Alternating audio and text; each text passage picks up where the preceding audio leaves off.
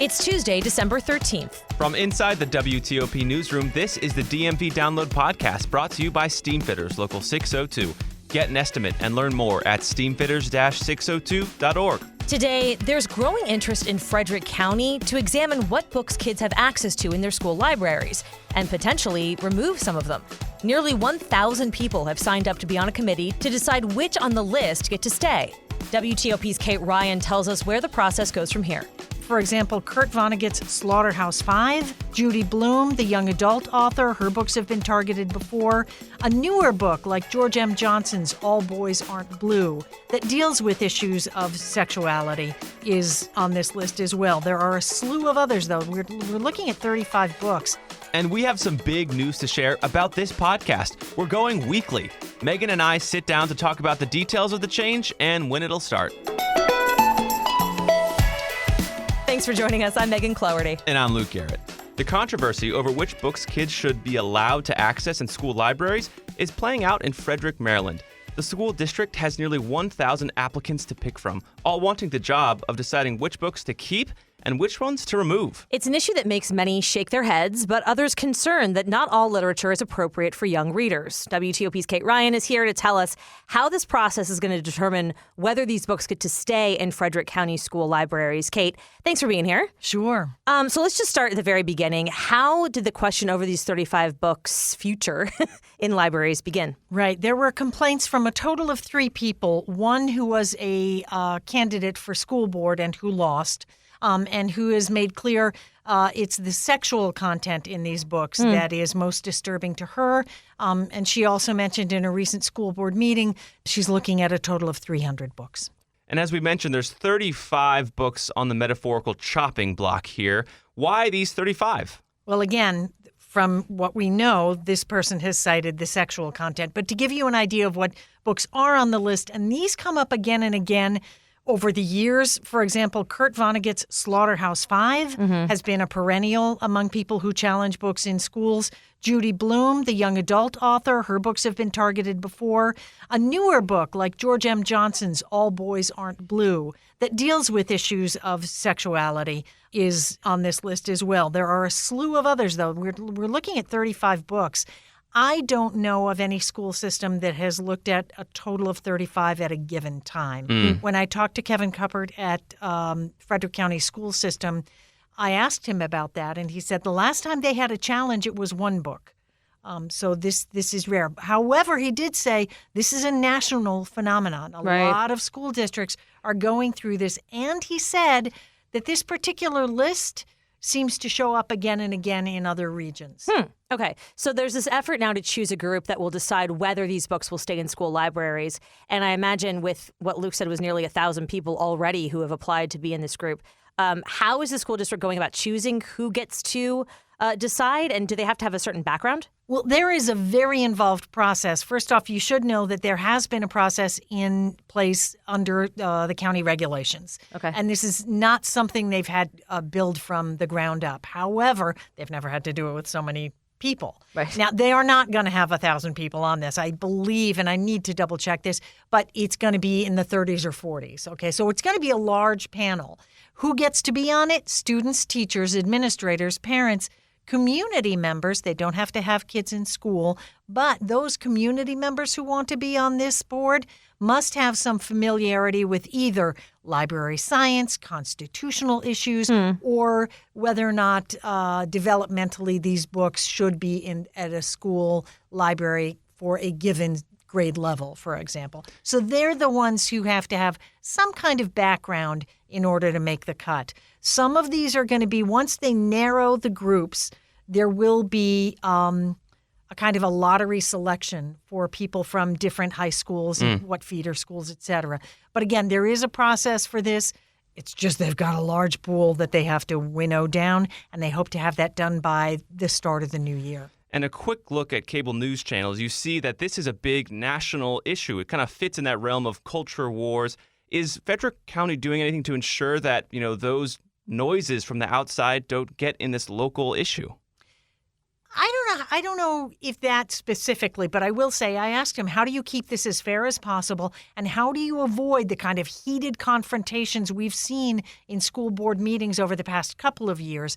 And he did say, first off, everyone selected, and from the applications he's seen so far, there's a real interest in taking a look at having a reasonable conversation over reasonable concerns and avoiding political theater and culture wars, polarization. So he said, he has a lot of faith in the people who are applying for these positions, and also, again, the process. They have to read the books. They have to consider certain criteria. And they have to weigh, okay, let's say maybe I do think some parts of this book are too much for a high schooler, but overall, how does it compare to what else they're seeing? What are the merits of the book? Is it a literary work that this isn't prurient, this is actually part of the story? Or some of these are nonfiction, and they're nonfiction accounts that are pretty graphic. How do you weigh that? Again, bottom line, is it appropriate in a high school library? But I really want to emphasize, these are not things that are being assigned to kids by teachers. There's a process for that. Let's say I'm a teacher, I assign you a book, a parent goes, whoa, I don't want that in my child's reading curriculum. You can talk that over with the teacher. Generally, teachers are trained in how to provide an alternative assignment without stigmatizing anybody, without saying, oh, Johnny doesn't want to read this book. And this has been a long-standing practice.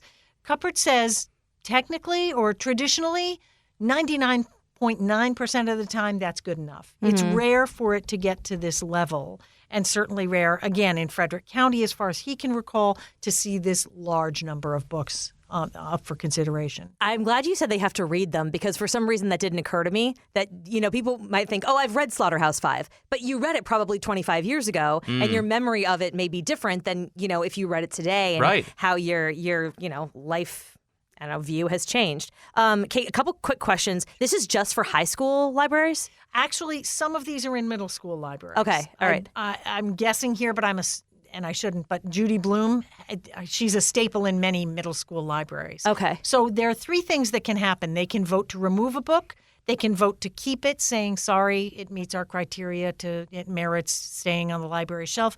Or they can say, you know what, we're going to move that from the middle school up to the high school. A larger, a greater maturity is needed to read in that book. I wonder if let's just stick with Slaughterhouse-Five. Say that does get removed from the school libraries. I wonder what they're going to do with the books if they just put them in the county libraries, which if I'm a high schooler and you're telling me I can't read this book, guess what I'm going to go do? Definitely going to go read it. I mean, it's like a defiance type thing, I'm right? glad you brought that up, because I asked him, I said, do you have any idea whether or not these books are popular now? They could, for all we know, be gathering dust. Right. Right? So the moment you say, whoa, these things have content in them, I think a lot of high school kids go, well, let's check that out.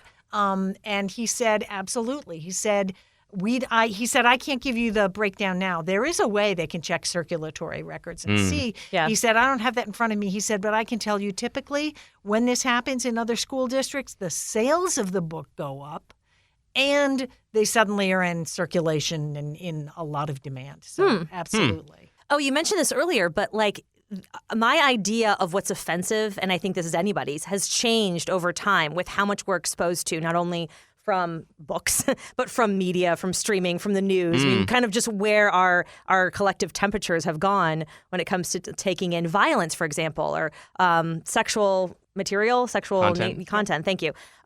So I wonder if that is going to be weighed at all. Because if you had this panel in 1990 where all of your teenagers didn't have access to Netflix and Amazon and the internet, right, and all the things, it's like, is it really that offensive compared to what else they could find on their own? Right. But I guess it really is just within the confines of the school. What's the school's responsibility? And this is part of that whole discussion. And again, a school always has to consider community standards, just like a regular library does outside the school system. And you're absolutely right. Your own feelings about what you read as a high schooler, would you let your own child read that today? That can change. So this is a really interesting debate. And he also brought something up. He said that while some people are going, great, all this taxpayer money because of 3 complaints. And he said, well, consider this. That is something I think you would want the right, if you were just the one person who had a concern, you would want the school system to weigh it. He said, and there is a thing called in principle. It's kind of a finding that if a court finds we've got precedent for keeping this on our shelves, they could find in principle this book belongs on our shelves. So they may get through half the list here and go, oh, the others, same concern, precedent or a principle shows they can stay on. So whether or not they go through the entire 35 is kind of up in the air right now. I'm assuming that they will in this instance, but this could be an instructive tool in future, is what he was saying, that next time around, if they say, if that's the same concern, we've already found on principle, these deserve a place on our shelves. And you mentioned that 35 books. That's a lot of books to be on this, again, metaphorical chopping block. We've seen nearly 1,000 parents wanting to be part of this board. 1,000 people, whether that's teachers, community members, administrators, so we don't know, People, breakdown. thank you. Yeah. Do you see those big numbers as part of a trend of greater involvement in public schooling that we've seen after the pandemic? Would you characterize that as part of that trend? Honest to God, I can't say at this point, but I do believe when you see a large number of books like this up for discussion, and you have had school boards much more prominent. I mean, we now have live streaming of these things. Right. And by the way, as a reporter, this kind of grinds my gears. These will not be open meetings. You and I will not be able to watch them work. And I asked about that, like, come on. And here's the problem, or here's the issue. Because this body was created by a regulatory method within the school system, it's not subject to Maryland's open meeting law. Wow. Because there's going to be a large appetite for how these decisions are going to get made. Exactly. Now, and again, when I brought that concern, I will say Cuthbert said, but please be aware, we, knowing full well that this is going to get a lot of scrutiny, everything is being documented. And he said all of the findings are going to be out there. You're going to see the rationale. You're going to see what went into this. I am fascinated. He said there are a number of students involved, and I'm really interested to find out how they feel about this. I think they're the consumer of these books, right, or not. And I think that's going to be a very, very interesting. Hopefully we'll see some of that come to light and open for discussion later on. Well, it's definitely come to the forefront before, the whole idea of banning books, but how Frederick handles it and, where things go from here, we will see in the new year. Kate Ryan, thank you for being here. We appreciate it. Thanks a million. And coming up after the break, we've got some big news, big changes coming here to the DMV Download podcast. Change is good, and we'll talk all about it. Backed by the experience of its hardworking members, Steamfitters Local 602 is ready to take on your next commercial, heating, cooling, HVAC, or refrigeration project. Steamfitters Local 602 adds value to our community through its partnerships with local contractors and building owners, all while keeping the focus on improving the lives of its members and their families throughout the DMV. For work that's on time and on budget, go to steamfitters-602.org to schedule your next project. That's steamfitters-602.org. Steamfitters Local 602. Changing lives. Explain your DNA on 10 cases, man. You're inside the police interrogation room with the alleged Potomac River rapist. I'm not guilty on any of this stuff. So calm, so reasonable. Could this be the man who terrorized women for 9 years before murdering a brilliant scientist 2 decades ago? Experience one of the most fascinating true crime podcasts available. Join crime reporter Paul Wagner for Unknown Subject, Season 3 of WTOP's American Nightmare series. Search American Nightmare Podcast on all podcast platforms. And before we go here, we have some news to tell about this podcast. Big news. We're going weekly, starting the last week of December. So going from daily DMV Download podcast to weekly. Yeah, and it's going to be a different format as well, which Luke can talk a little bit more about. But also with this change, I'm going to step back because I'm actually leaving the area. No! I've known for a while, but still, no! My husband is in the Army. He got transferred out to Colorado Springs, and so I am going to follow him in the spring, which, is exciting for us. It's a new adventure, all of those things, but it also feels Westward. like I don't want to start this, weekly with you and then have to back away from it later. Yeah. So we're kind of changing things up all at once. It's true. I think that's what we thought. It was like, we're going to make some changes. Might as well do it in one foul swoop. This weekly podcast is going to be kind of more of a magazine-y feel, if that makes sense, kind of paper to radio podcasting analogy there. It's going to be longer form. We're going to get outside of the studio. We're going to meet some people in this area and really talk to them for a longer time, and then, just have some more produced podcasts on a weekly basis. Yeah, and we've heard from a lot of our listeners, too, that, they love the podcast, but it's hard to get to a podcast every single day. Right. And this will give you a deeper dive on possibly, it's still going to be local news, but it's going to be more topical. So you're not going to be hearing about everything that happened in the news that day or even that week. Luke is going to have one topic and really go in on it with the experts. So, and you'll have a whole week to listen to it. So I think it just kind of makes sense. It's kind of the deal with podcasts. A lot of podcasts kind of do this. Yeah. And so we're really excited. I'm really excited. Obviously, we're really excited for Megan, and we wish the best on her new journey westward. Thank you. Yeah, and I have a couple months before I go, so I'm going to go back to investigative reporting and reporting daily on WTOP, but I can also be on your podcast as well. Yes. Depending on what I cover and what comes up. So, end of an era, start of a new one.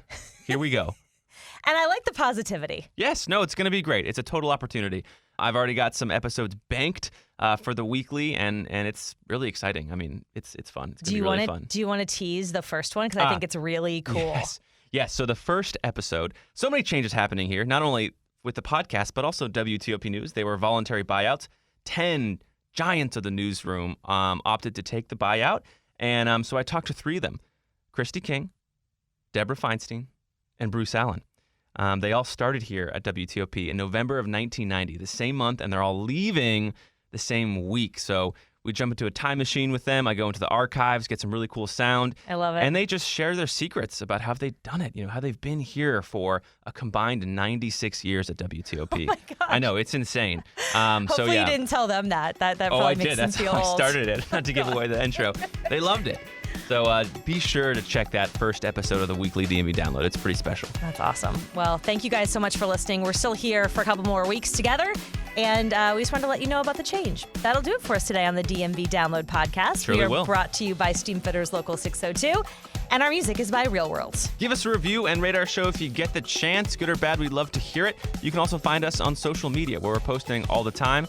DMVdownload.com is also our website. Check us out there. The DMV Download is a product of WTOP News. Listen on 103.5 FM in D.C., 107.7 FM in Virginia, 103.9 FM in Frederick, Maryland, online at WTOP.com, and on the WTOP News app. Have a good night.